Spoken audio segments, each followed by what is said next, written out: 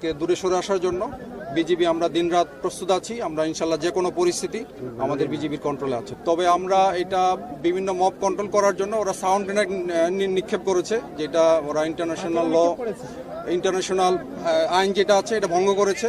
তো এই ব্যাপারে আমি আমার মহাপরিচালককে বিস্তারিত ঘটনা বর্ণনা করেছি এবং আমি আশা করি আমাদের বিজিবির হেডকোয়ার্টার এবং বিএসএফ হেডকোয়ার্টারের উচ্চ পর্যায়ে তারা একটা আলোচনা করবেন।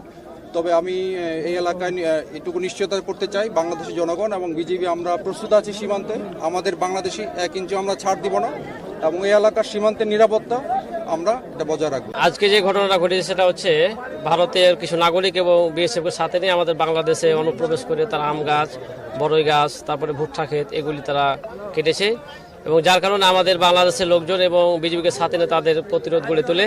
পরবর্তীতে দেখা যায় আর উত্তেজনা সৃষ্টি হয়ে তাদের দেশের আইন শৃঙ্খলা বাহিনী আছে, বিএসএফ আছে, তারা আমাদের দিকে লক্ষ্য করে তারা কাঁদানে গ্যাস ছুড়েছে, টিয়ার সেল ছুড়েছে। আমাদের বাংলাদেশে বেসামরিক কিছু লোকজন আহত হয়েছে, আমরা দেখেছি। বিজিবি আহত হয়েছে, বিজিবির একজনের বুড়া আঙ্গুল তারা কর্তন করে নিয়ে গেছে ভারতীয় নাগরিকরা।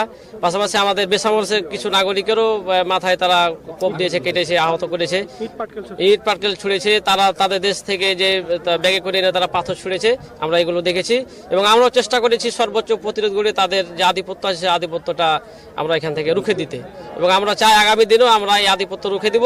এবং আপনাদের মাধ্যমে আমাদের যেটা জানাতে চাই যে বাংলাদেশের সাথে যে কয়েকদিন ধরে উত্তেজনা সৃষ্টি হচ্ছে, যেটা আগামী দিনে যেটা না হয় এবং আমাদের দেশের নাগরিকরা যাতে করে সুষ্ঠুভাবে সীমান্ত এলাকায় কাজ করতে পারে, তাদের ফসল খেতে আসতে পারে, এটা আমরা সরকারের কাছে দাবি জানাচ্ছি। তারা যেন এটা সুষ্ঠু সমাধান করে উচ্চ পর্যায়ে বৈঠক করে যেটা সমাধান করে।